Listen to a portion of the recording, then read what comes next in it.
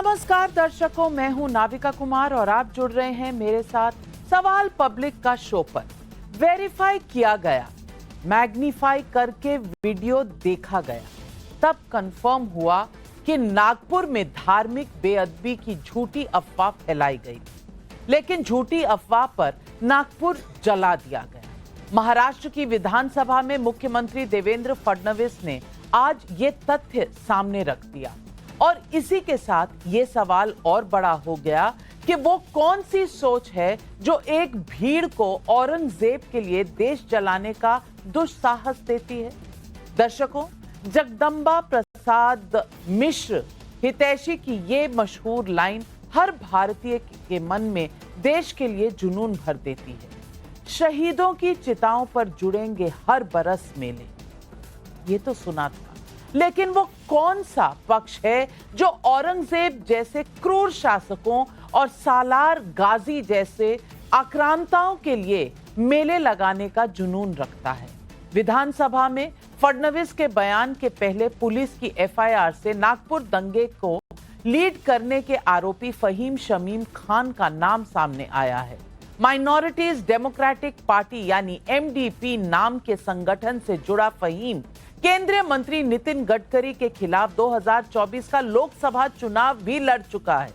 FIR में साफ लिखा है कि फहीम और अन्य लोगों की भीड़ कैसे उन्माद में भरकर पुलिस को धमकी दे रही थी। इनको और किसी हिंदू को छोड़ना नहीं, ये नारे लगाए जा रहे थे। एफआईआर में महिला कांस्टेबल से छेड़छाड़ की घिनौनी बात भी दर्ज है। जहां महाराष्ट्र में औरंगजेब की कब्र को बचाने के लिए दंगा हुआ, तो वहीं यूपी के संभल में सोमनाथ मंदिर के लुटेरे महमूद गजनवी के भांजे सालार गाजी के नाम पर लगने वाले सालाना नेजा मेले की इजाजत नहीं मिली, तो मिलीजुली संस्कृति के नाम पर हंगामा बरपा हुआ है। सवाल पब्लिक का है कि हिंदुस्तान किसका है, औरंगजेब और सालार गाजी का या फिर औरंगजेब से लड़ने वाले छत्रपति शिवाजी और गाजी को हराने वाले सुहेल देव महाराज का? है किसका ये हिंदुस्तान? लेकिन बहस की शुरुआत करें उससे पहले आपके सामने ये फैक्ट शीट। जसं त्या ठिकाणी औरंगजेबाची कबर जाळली गेली आणि त्याच्यावर कुठली आयात लिहिलेली नव्हती, कुठलीच नाही, त्याचं नीट आम्ही व्हेरिफिकेशन केलं, त्याला मॅग्निफाय करूनही व्हेरिफिकेशन केलं, पण जाणीवपूर्वक आयाती जाळल्या अशा प्रकारचे त्या ठिकाणी मेसेजेस फिरवण्यात आले आणि त्यातून अशा प्रकारची घटना पुढची जी काही ती घडलेली आहे। नागपुर हिंसा के लिए झूठे अफवाहों का तिलिस्म रचा गया।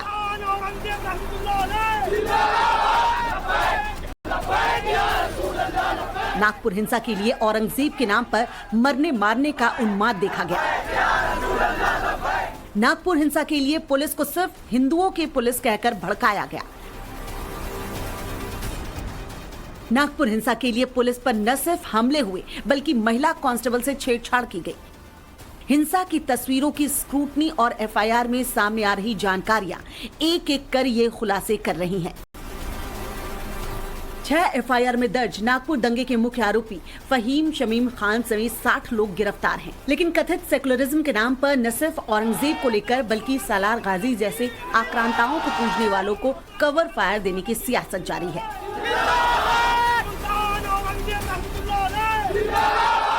जहां कहीं भी इस तरह का दंगा होगा, भारतीय जनता पार्टी उससे लाभ लेना चाहती है।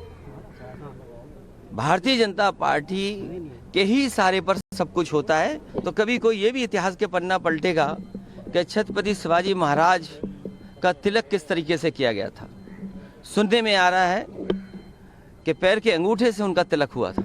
देश में कोई भी दंगा और उसकी पड़ताल होगी, यही लोग नजर आएंगे। मैंने कहा ना, औरंगजेब की कब्र नहीं खोद रहे हैं, इस देश की कब्र खोदने की आप कोशिश कर रहे हैं। मैंने कल खुद मिनिस्ट्री ऑफ कल्चर में पूछा कि क्या हमारे देवेंद्र फडणवीस जी ने अपॉइंटमेंट मांगा है या कोई चिट्ठी भेजी है, कुछ संपर्क हुआ है ये जो उनका ग्रेव है उसको हटाने के लिए। वहां से मुझे खबर आई है कि ऐसा कोई ना मांग हुई है भारतीय जनता पार्टी की तरफ से, ना एएसआई से मिलने की बात हुई है, ना कोई चिट्ठी लिखी गई है। ये राजनीति बीजेपी के एकजुट हिंदू वर्सेस विपक्ष की मिलीजुली संस्कृति की लड़ाई छेड़ चुकी है। हालांकि बीजेपी का चैलेंज सिर्फ विपक्ष नहीं बल्कि जेडीयू के केसी त्यागी जैसे वो नेता भी हैं जो औरंगजेब की कब्र उखाड़ने के पक्ष में नहीं। औरंगजेब एक आतताई आक्रामक हमलावर था जिसने कई संस्थानों को नुकसान पहुंचाने का कार्य किया, लेकिन हमारे भारतीयता में किसी की कब्र को या मुर्दे को छेड़छाड़ की परंपराएं नहीं रही हैं।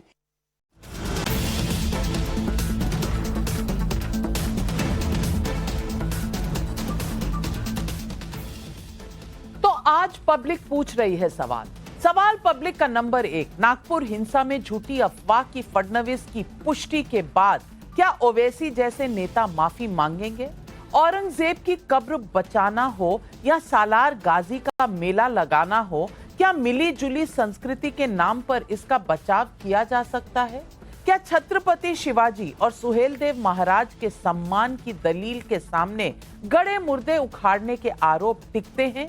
यही सवाल आज पब्लिक पूछ रही है और इन सवालों के जवाब देने के लिए आज हमारे साथ जुड़ रहे हैं बीजेपी के राष्ट्रीय प्रवक्ता अजय आलोक जी, अरुण राजभर जी जनरल सेक्रेटरी हैं एसबीएसपी के, Syed Rizwan advocate political analyst भी हमारे साथ जुड़ रहे हैं, कमलाकर त्रिपाठी कांग्रेस के नेता हमारे साथ हैं, प्रोफेसर अनवर रजा आरजेडी के प्रवक्ता हमारे साथ हैं। लेकिन मेरा पहला सवाल जाता है अनुराग भदौरिया समाजवादी पार्टी के राष्ट्रीय प्रवक्ता को। और अनुराग भदौरिया, स्वागत है आपका स्टूडियो में, लेकिन सवाल पूछना चाहती हूं।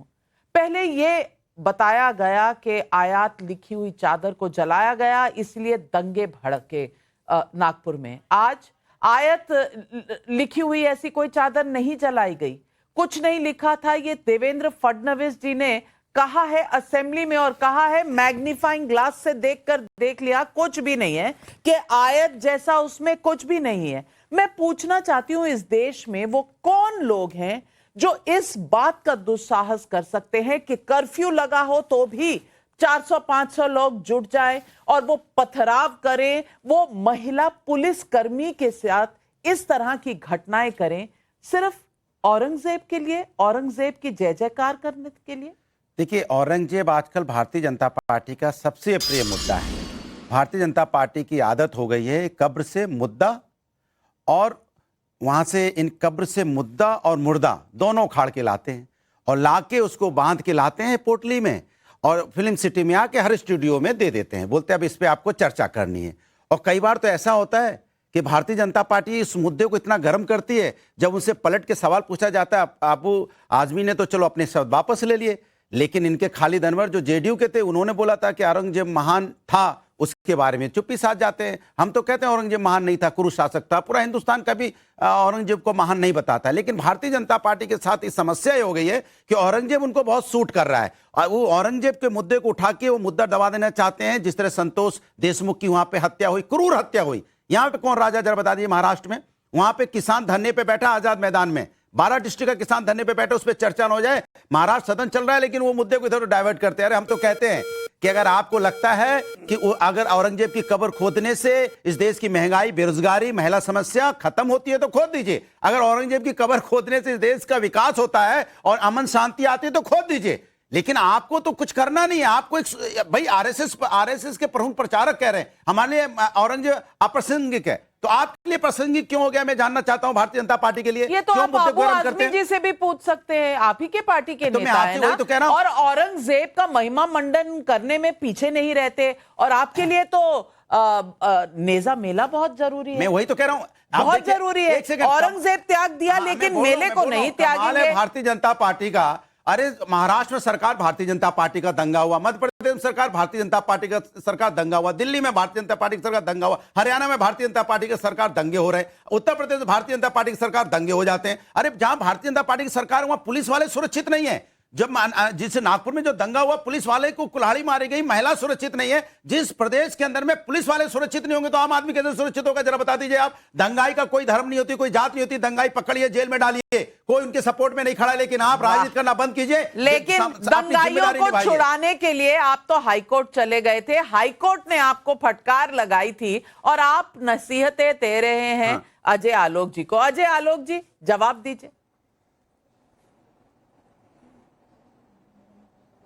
नहीं इन्होंने ठीक कहा है, बस एक चीज गलत की, दंगा हुआ दिल्ली में। जब दंगा हुआ हमारी सरकार नहीं थी, आम आदमी पार्टी की सरकार थी। संभल में दंगा नहीं हुआ था, भैया एक पक्ष ने एसआई की टीम पर पुलिस वालों पर हमला किया था। कल भी नागपुर में दंगा नहीं हुआ क्योंकि हिंदू सहिष्णु थे। मुसलमानों ने हिंदुओं के घर में आग लगा दी, उनके घर तोड़ दिए, सब कुछ कर दिया।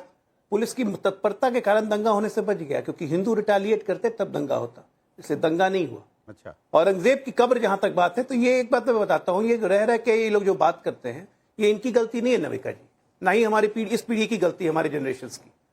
जब 70 साल से हमें यही इतिहास पढ़ाया आ गया, हम अकेली सिविलाइजेशन है, हिंदू सिविलाइजेशन, जिसमें हमारे आक्रांताओं को हीरो बताया गया और हमारे जो रियल नायक थे उनको हमारे बारे में बताया ही नहीं गया। हमें पढ़ाया गया अकबर, मुगल, जहांगीर, बाबर, हुमायूं। तो हम कहां से जानेंगे कौन थे शिवाजी, कौन थे संभाजी, कौन थे खुदीराम बोस, कौन थे जयप्रकाश नारायण? हम नहीं जानेंगे। ये सब हमारे पाठ्य पुस्तकों में था ही नहीं, क्योंकि ये जानबूझ के किया गया है, ये जानबूझ के किया गया है। आज देखिए, सामना में एक लेख लिखा है, अद्भुत लेख लिखा है सामना ने ये लिखा कि एक औरंगजेब की कब्र को इसलिए खोदना चाहते हैं क्योंकि ये नहीं चाहते कि कोई शिवाजी का नाम याद रखे, संभाजी का नाम याद रखे, क्योंकि खलनायक खत्म तो नायक खत्म। मेरी उम्र जितनी हो गई, आज तक जितना पिक्चर मैं देखते आया हूँ, हमने ये देखा कि नायक जिंदा रहता है, खलनायक खत्म हो जाता है। यहाँ आज सामना ये पीढ़ी पढ़ा रही है, बाल ठाकरे की पार्टी, जिसको मैं शिवसेना नहीं सुन्नी सेना कहता हूं, कि यहाँ पे हम लोग औरंगजेब खलनायक खत्म, मतलब नायक खत्म। मतलब इन लोगों की क्या मानसिकता हो गई है, किस चीज में जा रहे हैं? औरंगजेब कहां से रेलिवेंट हो गया? आरएसएस ने तो बिल्कुल ठीक कहा, औरंगजेब बिल्कुल रेलिवेंट नहीं है। तो जब औरंगजेब रेलिवेंट नहीं है मेरे भाई, तो वो दंगाइयों की फौज जो निकली थी, जो नाराए तदबीर, अल्लाह अकबर, सल्लल्लाहु अलैहि वसल्लम और बादशाह औरंगजेब फलाना ढिमकाना के नारे लगा रही थी, उसको गालियां देने में, उसको क्रिटिसाइज करने में मुंह क्यों दुखता है इन लोगों का? लेकिन अगर औरंगजेब रेलेवेंट नहीं है तो वीएचपी और बजरंग दल को इजाजत क्यों दी गई? ये भी एक सवाल है अजय आलोक जी। नहीं, वीएचपी बजरंग दल को इजाजत नहीं दी गई। सीधी देवेंद्र फडणवीस ने हाउस में कहा कि औरंगजेब की कब्र नहीं रहनी चाहिए। मैं मानता हूं नहीं रहनी चाहिए। हमें किसी आक्रांताओं को याद रखने की जरूरत नहीं है इस देश में, किसी आक्रांताओं को, चाहे वो औरंगजेब हो, चाहे अकबर हो, चाहे तुगलक हो, चाहे हुमायूं, चाहे शाहजहां हो जिन्होंने ताजमहल बनवाया। क्योंकि ताजमहल बनवाया तो सही, लेकिन 50,000 मजदूरों के हाथ काट दिए। लाल किला बनवाया तो सही औरंगजेब के पप्पा ने, लेकिन कम से कम 20,000 हिंदू मारे गए मजदूर। इसलिए कोई कंट्रीब्यूशन नहीं है। ये खूनी दास्तान है, खूनी इतिहास है। आप याद कीजिए, अडोल्फ हिटलर जिसने जर्मनी में नाजी रूल करवाया था, वो आज जर्मनी हमारे तरह डेमोक्रेटिक नेशन है, लेकिन आज कोई एडोल्फ हिटलर को एमुलेट करता है, एडोल्फ हिटलर की बात जर्मनी में करता सही है। लेकिन यही सवाल मैं पूछना चाहती हूं आपसे अनुराग भदौरिया जी, और सवाल ये है कि सालार गाजी की कब्र है उत्तर प्रदेश में, लेकिन उसके नाम पर मेले लगेंगे ये तो कहीं नहीं लिखा हुआ। लेकिन अगर मेला लगाने की इजाजत ना पड़े तो अखिलेश जी बोलते हैं कि भाई हमारी मिली जुली संस्कृति का क्या होगा?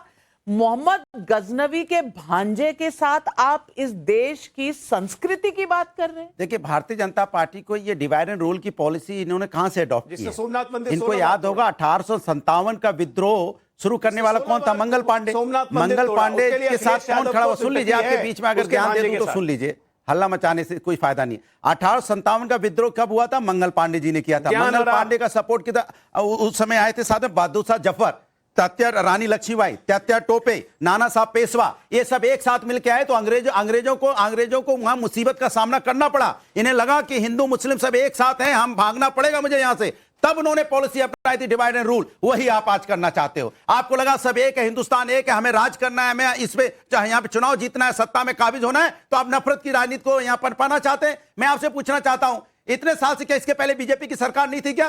क्यों नहीं रोका? इसके पहले मुख्यमंत्री उत्तर प्रदेश में बीजेपी के नहीं रहे क्या? या ये देश में बीजेपी की सरकारें नहीं रही इसके पहले? तो क्या कर रहे थे आप? इसके मतलब आपके पास मुद्दे नहीं है, आप जनता के असली मुद्दों से ध्यान भटकाने के लिए सब ला रहे हो। इसके पहले आदरणीय कल्याण सिंह चीफ मिनिस्टर थे ना उत्तर प्रदेश के अंदर में, क्यों नहीं रोका उन्होंने? यहाँ पर राजनाथ सिंह चीफ मिनिस्टर थे ना, क्यों नहीं रोका उन्होंने? क्योंकि वो जानते थे कि देश के अंदर में सद्भाव से चलेगा, देश हिंदू मुस्लिम सिख ईसाई सब मिलकर चलना पड़ेगा, या डिवाइड एंड रूल अंग्रेजों की तरह मत कीजिए।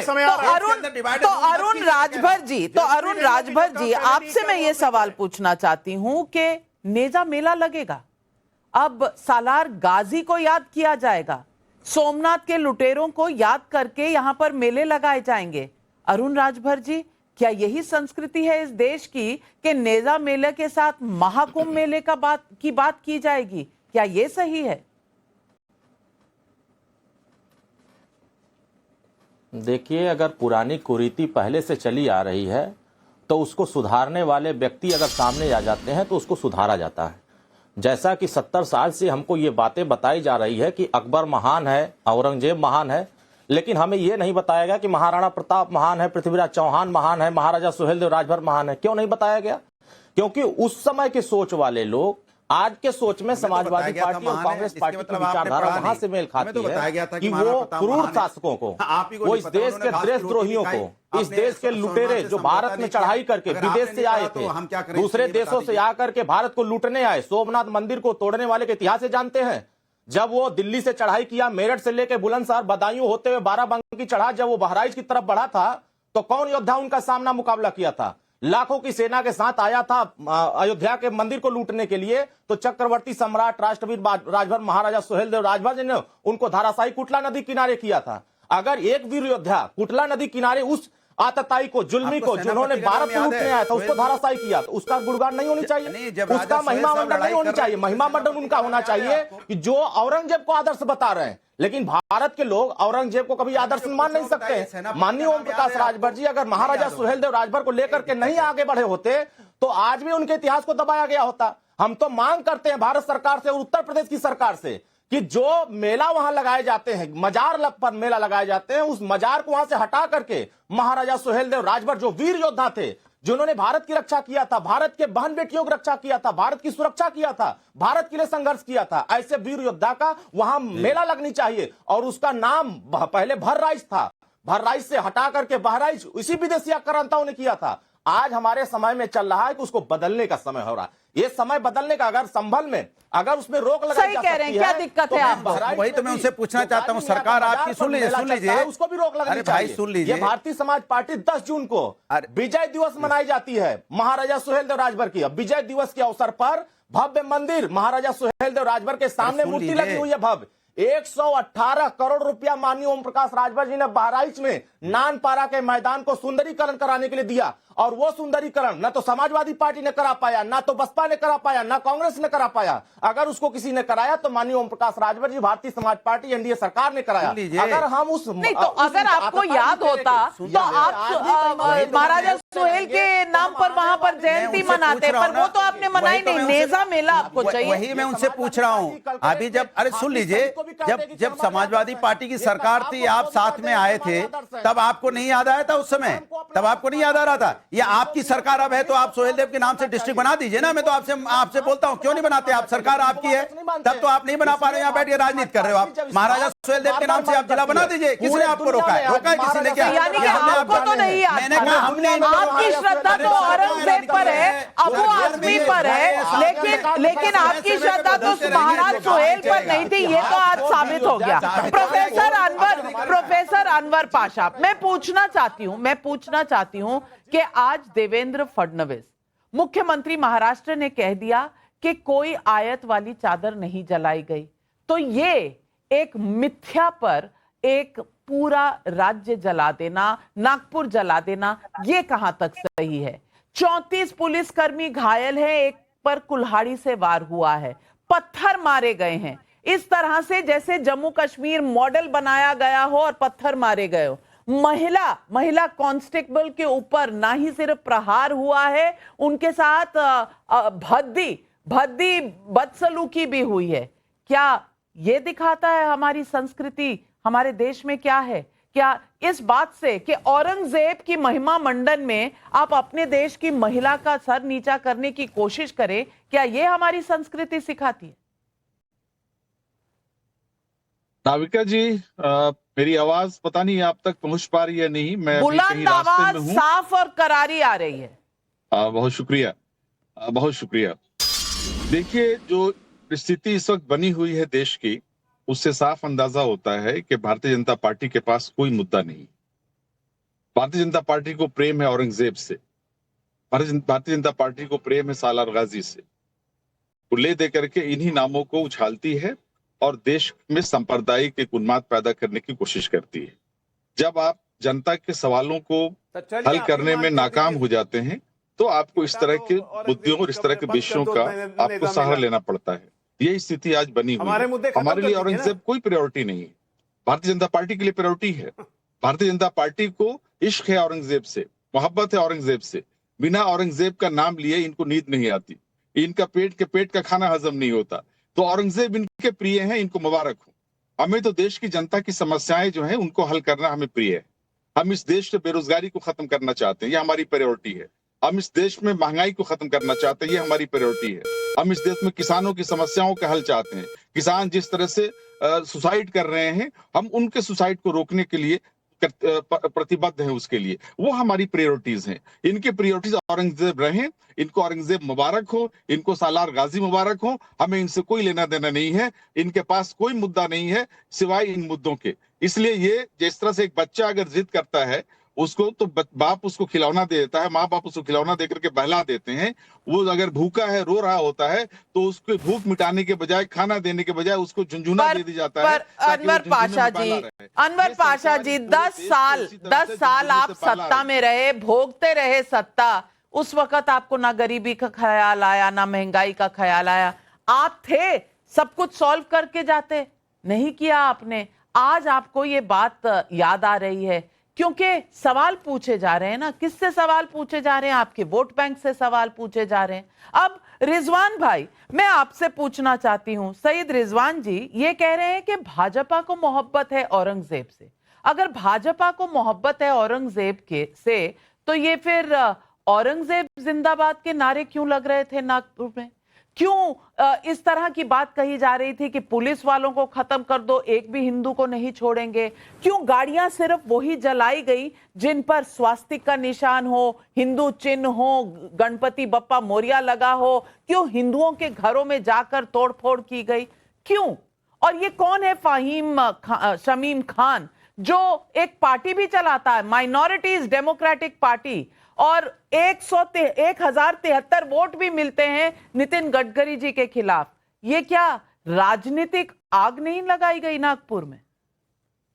जी हाँ, शुक्रिया। जय हिंद, वंदे मातरम। अभी किसी ने बोला कि अगर बेरोजगारी औरंगजेब की कब्र खोदने से खत्म हो जाती है तो कब्र खोद दो।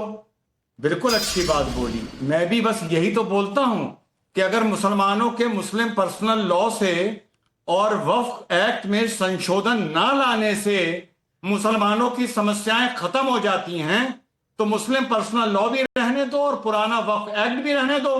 लेकिन अगर 75 साल में ऐसा लगता है कि इन चीजों से मुसलमान का भला नहीं हुआ तो इन सब चीजों को बदल दो। इतनी सीधी सी लॉजिक है, पहली चीज। दूसरी चीज, नाविका, बात औरंगजेब की नहीं है, बात औरंगजेब की कब्र की भी नहीं। बात है औरंगजेब की विचारधारा को 500 साल बाद भी जिंदा रखने की। समझिए बात को। अब सवाल उठता है औरंगजेब की विचारधारा क्या है? सवाल उठता है वहां पे कुरान पाक या वहां पर हरी कलमा लिखी चादर जलाई गई या नहीं जलाई गई? इस मारे 3 घंटे बाद दंगा भड़क गया, यही कहा जा रहा है ना। तो ये बताइए नाविका जी, ये जो आजाद मैदान में 2 पुलिस वाले मारे गए थे और जवान ज्योति तोड़ी गई थी, वहां कौन सी हरी चादर जलाई गई थी? मुंबई में कोई जलाई गई थी क्या? अच्छा, संभल में तो कोई इस्लाम के खिलाफ नारेबाजी नहीं हुई। कोर्ट के आदेश पर 8 आदमी गए थे सर्वे कराने के लिए, वहां तो कोई चादर नहीं जलाई गई। वहां क्यों पत्थर चले? ये है विचारधारा औरंगजेब की, जो हिंदुस्तान की जवान ज्योति रोहिंग्याओं के लिए तोड़ने को तैयार रहती है। यह है विचारधारा औरंगजेब की, जो कोर्ट के आदेश को भी नहीं मानती और पुलिस पर पत्थर और गोलियां चलाती है संभल पर। तो आपको लड़ाई कब्र से नहीं लड़नी है, आपको कब्र नहीं खोदनी है, आपको उन लोगों का घर खोदना है, आपको उन लोगों के पांव खोदने हैं, उनके टकने खोदने हैं जो औरंगजेब की विचारधारा मजहब के नाम पर और राजनीति के नाम पर जिंदा रखते हैं। फर्क समझिए, लड़ाई विचारधारा की है, औरंगजेब की नहीं है। बिल्कुल कमलाकर त्रिपाठी जी, बहुत वाजिब बात कही है रिजवान साहब ने। दिक्कत है विचारधारा की, क्योंकि जहां आयत वाली चादर नहीं जली, पत्थर वहां भी चले, वहां पर भी दंगा फैलाया गया। क्यों? क्या ये विचारधारा है जो लोगों को इस तरफ ले जाती है? और इसी को गंगा जमुनी तहजीब कह रहे हैं, मिली जुली संस्कृति कह रहे हैं अखिलेश यादव जी। देखिए नाविका जी, ये लोग मुख में राम बगल में छुरी हैं। औरंगजेब या किसी भी नाम पर समाज में वैमनस्यता फैला करके ये सांप्रदायिक ध्रुवीकरण के नाम पर इन्होंने जिंदगी भर राजनीति की है, वही कर रहे हैं। हम तो एक सिंपल बात जानते हैं, ये जैसे बॉर्डर पर क्रॉस फायर होता है, इन्फिल्ट्रेशन करने के लिए, आतंकवादियों को घुसाने के लिए सामने वाले से बॉर्डर से फायरिंग की जाती है ताकि उसकी आड़ में वो लोग अंदर घुस जाएं। उसी तरह से महाराष्ट्र में अडानी को अभी मोतीलाल नगर विकसित करने के लिए 36,000 करोड़ का लैंड पार्सल देने का अप्रूवल हो गया। इसको इस पे कोई बात ना हो, उसके पहले धारावी स्लम को करने के लिए 600 एकड़ के जगह को 1260 एकड़ मांगी जा रही जमीन को अप्रूव किया गया, जिसमें बांद्रा कुर्दला कॉम्प्लेक्स जैसी जगहें आती हैं। तो ये इस तरह के वनतारा प्रोजेक्ट, एक रिफाइनरी को जमीन अलॉट हुई, वन विभाग कहता है कि उसके पास इस तरह की कोई जू की परमिशन भी नहीं है और एग्जिस्ट भी नहीं करता। वहां प्रधानमंत्री जी जाते हैं, हम आप अगर एक हमारे यहाँ तोता मिल जाए तो जेल जा सकते हैं, वहां पूरा प्राइवेट जू चलाया जा रहा है। किस तरफ आप जा रहे हैं कमलाकर त्रिपाठी? राह भटकते जाएंगे तो आपका होगा क्या? और शिकारी आएगा, दाना डालेगा, जाल बिछाएगा और फिर किसी का शिकार करेगा। इस तरफ जाएंगे तो सबसे ज्यादा दिक्कत में आप ही पड़ेंगे, क्योंकि ये सब कुछ कांग्रेस के जमाने से चल रहा है, अब भी चल रहा था। गहलोत जी की सरकार में कितनी जमीनें दी गई, पहले ये पता कर लीजिए, फिर मैं आपसे बात करूंगी। लेकिन आज मैं पर्दाफाश करना चाहती हूं नागपुर में क्या हुआ, और मैं सुनवाना चाहती हूं कि किस तरह से कबूल किया गया है कि व्हाट्सएप पर अफवाह फैलाई गई। पहले सुनिए, अपने कानों से सुनिए और आंखों से देखिए, फिर डिबेट आगे करते। और वो हरे कलर की चादर थी, उस पे आयत कुरान शरीफ की पूरी आयतें लिखी थी, फिर उसको जलाया। ये आप एक बार मैं चाहूंगा, तस्वीरें आपने देखी या ये कहीं सुनी बातें? ये सर एक्चुअली वहाँ जो चश्मदीद लोग थे उन लोगों से बोला गया ये ना। आपने सुना किसी से? आपने खुद ने देखा? नहीं सर, देखा तो नहीं है, मगर हाँ किसी के मोबाइल पे ऐसे थोड़ा बहुत वो लड़के लोग जो दिखाते उसमें देखा है। लेकिन वो गलत भी तो किसी ने देखा नहीं है, कहीं सुनी बातें बता। देखा हुआ है, लोगों ने देखा हुआ, लोगों के व्हाट्सएप पे आया है, लोगों ने आया है फोटो वगैरह। मैं बोला कर मैं आपको गलत करूंगा। मुझे बताइए, व्हाट्सएप पे आप बहुत इंपॉर्टेंट बात बता गए, क्या व्हाट्सएप पे क्या जानकारी आई? ये जो बताया इन्होंने भी, जलाया पूरा बताया ना कल भी। अब अजय आलोक जी, ये क्या दर्शाता है? आ रही हूं अजय आलोक जी, वहां क्या कहा जा रहा है कि व्हाट्सएप पर आया था, किसी भी इंसान ने वहां देखा नहीं था अपनी आंखों से कि आयत वाली चादर जलाई गई। ये किसका प्रयोग? सरकार किसकी है? अगर अफवाहें फैलाई जा रही हैं, वहां एलआईयू क्या काम कर रही है? देखिए नविका जी, सबसे पहली बात ये पूरी की पूरी सुनियोजित साजिश थी। अब कमलाकर जी को बोलिए चुप रहने, आगे नाथ ना पीछे पगा, क्या क्या बोलने लगते हैं। इनको पता ही नहीं है कोई चीज की। रिफाइनरी की जमीन सबसे पहले गुजरात में कांग्रेस सरकार नहीं दी थी। खैर, इनसे क्या बात करना है, इनको कुछ उनका सब कांग्रेस। कमलाकर जी अब सुन लीजिए ना, अजय आलोक जी का समय है बोलने का, बाकी जेंडर डाउन कर रही हूँ। अजय आलोक, ये नागपुर की घटना बिल्कुल एक सुनियोजित घटना है। हम लोग पहले भी इस पे डिबेट कर चुके हैं नविका जी। 2024 4 जून के बाद ये देश में प्रायोजित चल रहा है। अराजकता फैलानी है, और अराजकता फैलाने वाली ये मानसिकता औरंगजेब की है।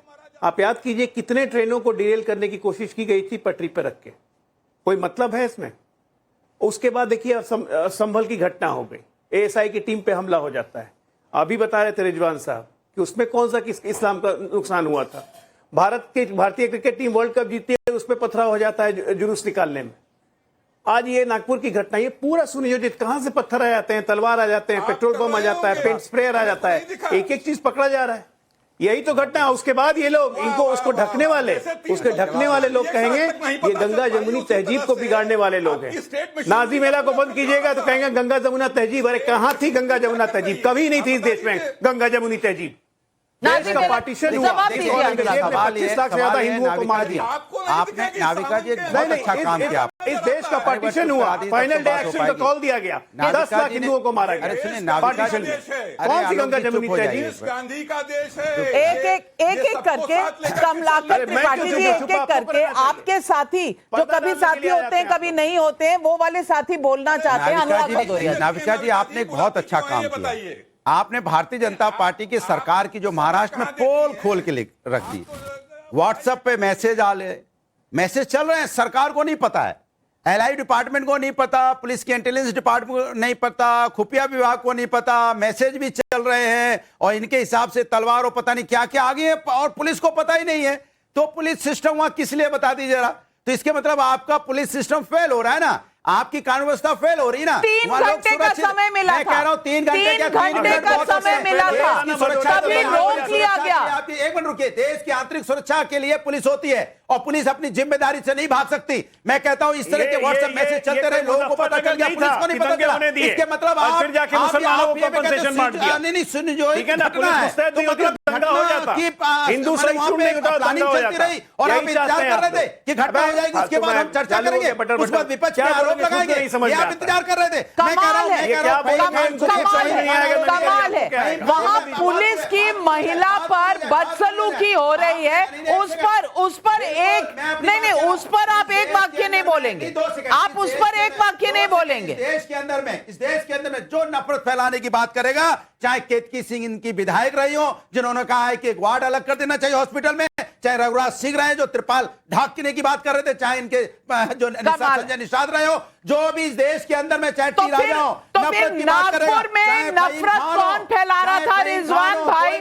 नागपुर में नहीं, कितनी देर सुनूंगी रिजवान साहब, नागपुर में नफरत कौन फैला रहा था जहां 34 पुलिसकर्मी? समाज में कोई एक्सेप्ट नहीं करेगा, लेकिन भारतीय जनता पार्टी इसके नाम पे राजनीति करती है। चिंता की बात, आप कार्रवाई कीजिए ना, कौन आपको रोकता है? मैं पूछना चाहती हूँ रिजवान भाई, नफरत कौन फैला रहा था? वो लोग जो औरंगजेब का महिमा मंडन कर रहे थे और महिलाओं को वहां पर टारगेट कर रहे थे, पुलिस कर्मियों को टारगेट कर रहे थे, कौन है इसके लिए? काबू करिए खालिद अनवर जेडीयू के। अरे आप उसको काबू करिए। अनुराग भदौरिया जी, आप बोलते रहिए, आपकी आवाज नहीं जाएगी टेलीविजन पे। रिजवान साहब सुनिए, नाविका जी देखिए स्टोरी क्या है। स्टोरी ये है कि ये बात पहले भी पता थी कि कोई कलमे की चादर नहीं जलाई गई है, लेकिन पेट में दर्द था औरंगजेब के जो पुतले जलाए गए और उसके खिलाफ जो नारेबाजी हुई, ये है बिहाइंड द सीन। अब आप औरंगजेब को लेकर तो पत्थर और तलवार नहीं चला सकते थे, तो आपको कोई बहाना चाहिए था।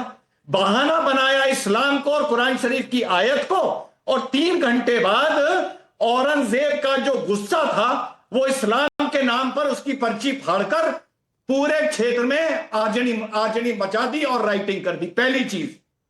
एक बात अनुराग भदौरिया बिल्कुल सही कह रहे हैं, जब पुलिस महिला के पास कोई आदमी इतना करीब आ जाए कि कुल्हाड़ी उसके हाथ में मार दे, तो 10 गज के अंदर हवाई फायर होना चाहिए था और पास आने के बाद उस आदमी के सीने में 4 गोलियां गरम डाल देनी चाहिए थी।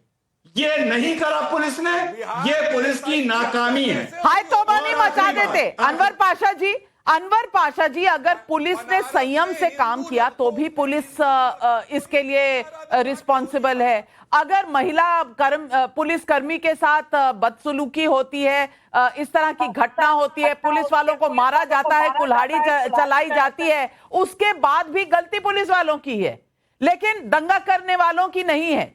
क्या यही कहेंगे आप पाशा जी? देखिए, वायलेंस किसी की तरफ से हो, हम उसकी मजम्मत करते हैं। पुलिस की तरफ से हो, भाजपा के तरफ से हो, विश्व हिंदू परिषद की तरफ से हो, मुसलमानों की तरफ से हो, हम उसकी भर्त्सना करते हैं। वायलेंस कभी भी इस देश की जो हमारी शुक्र है संस्कृति रही आपको है याद उसका तो हिस्सा आया नहीं रही। भर्त्सना करने का। रही मुझे बहुत बात- आपको एक रिमाइंड बात- करना पड़ा, एक तब बात आपने मैं कहना कहा। चाहता हूँ, नाविका जी बड़ी खूबसूरती के साथ हमारे डॉक्टर आलोक आनंद जी ने भारतीय अजय जनता आलोक पार्टी की जी है। विचारधारा को उन्होंने पूरी तरह से खोल कर रख दिया। उन्होंने ये कहा कि इस देश में कभी गंगा जमुनी तहजीब नहीं थी, न रहेगी, न उसकी जरूरत है। मैं समझता हूं कि ये वो मानसिकता है जिस मानसिकता की वजह से देश टूटा था और आज भी इस देश को और समाज को तोड़ने की कोशिश हो रही है। हम तो गंगा जमुनी तहजीब कह करके इस देश को जोड़ना चाहते हैं। इस देश की पहचान गॉड से नहीं है, इस देश की पहचान औरंगजेब नहीं है। नहीं, इस तो, देश की तो पहचान गंगा महात्मा बुद्ध जमुनी है। इस तहजीब देश को की पहचान नाजी अशोक है। मेले को इस देश की महाकुंभ के पहचान साथ अकबर है। मिलाकर ही इस आपकी देश की गंगा पहचान जमुनी गांधी जी तहजीब है। चलती है। इस देश क्यों की अजय पहचान आलोक जी, नेहरू है। इस देश ये की सही है? पहचान अंबेडकर साहब है। ये इस देश की पहचान है। ये इस नहीं, देश नहीं, की पहचान को औरंगजेब की अनवर पहचान पाशा जी को बनाना याद दिला चाहते हैं। देना चाहता ये हूं कि मैं भारतीय बिहार जनता का ही पार्टी हूं। की मानसिकता है। भागलपुर दंगों में मुसलमानों को सबसे ज्यादा कत्लेआम करने वाला कामेश्वर यादव को लालू यादव बगल में गोद में बैठाते हैं, तो वो गंगा जमुनी तहजीब हो गई है ना। दलितों को नरसंहार करने के लिए मुसलमानों को इस्तेमाल करते हैं, तो वो गंगा जमुनी तहजीब हो गई है ना। अनवर जी क्या बात करते हैं यार आप लोग। जिस औरंगजेब के लिए आपके सीने में इतना दर्द हो रहा है, 25 लाख हिंदुओं को मार दिया उसने, वो गंगा सवाल जमुनी कई आ रहे हैं, लेकिन सवालों पर जाने से पूरे पहले मुगलों ने व्हाट्सएप, कब- एक्स पूरे और मुगलों ने यूट्यूब कब पर हमने एक जनता से करोड़ आज हिंदुओं को डिबेट को मारा। लेकर सवाल पूछा। हमने पूछा कि क्या औरंगजेब और सालार गाजी क्या किसी भारतीय का आइकन हो सकता है? सैंपल साइज 15,000 लोगों का। हाँ कहते हैं 8%, नहीं कहते हैं 88%, कह नहीं सकते 4%। ये तो जनता की राय है। जनता की राय ये है और जनता के सवाल। किशोर कुमार विद्रोही चंडीगढ़ से पूछ रहे हैं, औरंगजेब क्रूर शासक था, सब लोग ये बात जानते हैं, फिर कुछ लोग उसका पक्ष क्यों लेते हैं? क्यों लेते हैं अबू आजमी? मैं तो सीधा सीधा कहता हूं कि हम तो हमेशा कहते हैं कि औरंगजेब महान नहीं था, सभी कह रहे हैं। अबू आजमी नहीं कह रहे ना, अबू आजमी ने बोला और अपने शब्द वापस ले, लेकिन खादिम अनवर जेडीयू के विधायक है ना, उन्होंने शब्द वापस लिए ना इन्होंने समर्थन वापस लिया। क्या इनसे पूछना चाहता हूं, क्या नीतीश जी ने कुछ बोला इसके बारे में? नहीं बोला, क्योंकि इनको सत्ता चलानी है, ये भी कुछ नहीं बोलने डर के मारे। क्या वापस ली? मैं बता देती हूँ। अबू आजमी ने कहा अगर किसी को ठेस पहुंची हो तो मैं ऐसी बात नहीं करता। सुधीर दिल्ली से पूछ रहे हैं सवाल। मेरा सवाल विपक्ष से है कि अगर उत्तर प्रदेश में एपीजे अब्दुल कलाम के नाम पर मेला लग जाए तो कैसा रहेगा? पूछूंगी मैं आज अरुण राजभर जी से। ये नाजी मेला से तो अच्छा है कि एपीजे अब्दुल कलाम का मेला हो जाए। नेजा मेला की जगह कलाम मेला होना चाहिए, क्यों राजभर जी? बिल्कुल, ये बात तो ये लोग जो औरंगजेब को अपना आदर्श मान रहे हैं, ये तो बात उनको सोचनी चाहिए कि वीर अब्दुल हमीद के नाम पर भी मेला हो सकता है। लेकिन हमारे जो संस्कृति है, जो हमारी विरासत है, जो हमारे धरोहर रहे हैं, उन धरोहरों को जिन लोगों ने मिटाया, अगर धरोहर को बचाने वाले सामने आए तो बचाने वाले लोग जो ये योद्धा रहे हैं, जिनकी इतिहास रहे हैं कि हमने वीरता दिखाई है, हमने इस देश को बचाया है और विदेशी लुटेरों को हमने नेस्तनाबूद करने का काम किया है, तो जिन लुटेरों के साथ जो लोग हैं वो तो देशद्रोही हैं। आप देशद्रोहियों के साथ खड़े हो रहे हैं। सालार गाजी की कब्र के साथ क्या होना चाहिए? नहीं, आज बता दीजिए सालार गाजी की कब्र के साथ क्या होना चाहिए? खड़े हो जाएंगे। उनको वहां से हटा करके वहां महाराजा सुहेलदेव राजभर का भव्य मूर्ति बना करके, भव्य मंदिर बना करके वहां पूजा होना चाहिए, अर्चना होना चाहिए, जबकि वहां का पुराना संस्कृति गंगा जमुनी तहजीब तो फिर इसे कहते हैं। मैं तो कह रहा हूं ना, भारतीय जनता पार्टी के साथ दिक्कत यह है कि हम बार बार इस बात को 1857 से लेके 1947 में भारतीय जब देश आजाद हुआ, आजादी में मैं पूछना चाहता हूं इनका आंदोलन में क्या भाग था आरएसएस का और भारतीय जनता पार्टी का, पहले ये बताएं, क्योंकि इसके बारे में बात नहीं कर रहे हैं। 1942 में भारत छोड़ो आंदोलन में इन्होंने स्वयं सिंह संघ ने उसमें भाग लेने से मना किया था। क्यों मना किया था? देश आजाद हो गया, आजाद होने के बाद आप देश में गड़े मुद्दे उखाड़ के आप समाज को बांटना चाहते हैं। सवालों के जवाब आप देंगे नहीं, दंगाइयों के ऊपर संरक्षण देंगे, सवाल पूछेंगे उनसे जो दंगा बचा रहे हैं, दंगा होने से बचा रहे हैं, लोगों को बचा रहे हैं। ये कैसी राजनीति है आपकी? आज बड़ी खबर आ रही है इस वक्त, और बड़ी खबर इस वक्त पंजाब में प्रदर्शनकारी किसानों पर मान सरकार का एक्शन। शंभू बॉर्डर से प्रदर्शनकारी किसानों को हटाया जा रहा है। मान सरकार बॉर्डर से प्रदर्शनकारी किसानों को हटा रही है। पंजाब पुलिस प्रदर्शनकारी किसानों के टेंटों को अब खदेड़ कर डालेवाल, पंढेर समेत कई बड़े किसान नेता हिरासत में लिए जा चुके हैं। पंजाब में शंभू और खनौरी बॉर्डर के पास इंटरनेट बंद कर दिया गया है। बॉर्डर वाले इलाके में भारी संख्या में पुलिस बल मौजूद है। शंभू और खनौरी बॉर्डर पर पुलिस ने नाकेबंदी की है। मनोज कुमार मेरे सहयोगी जुड़ रहे हैं मेरे साथ। मनोज कुमार, स्थिति नियंत्रित है? पुलिस ने आज ये जो किया है, इसका पहले से अंदेशा था या एक सरप्राइज मूव में किसान प्रदर्शनकारियों को हटाया गया है? आज जो है ऑपरेशन करते हैं तो यहाँ पर मौजूद है। फिलहाल शांतिपूर्ण तरीके से ये पूरा ऑपरेशन चलाया जा रहा है। पंजाब पुलिस ने बहुत सोची समझी रणनीति के तहत जो शंभू बॉर्डर है उसको खुलवाने की कोशिशें यहाँ पर की है। तमाम जो आला अधिकारी हैं वो इस वक्त मौजूद है यहाँ पर और किया जा रहा है। शंभू बॉर्डर है जो पिछले 13 महीनों से। इस खबर पर नजर रखिएगा मनोज, हम आपके पास आते रहेंगे और तमाम अपने पैनलिस्ट का और दर्शकों आपका मैं धन्यवाद करती हूं हमारे साथ जुड़ने के लिए।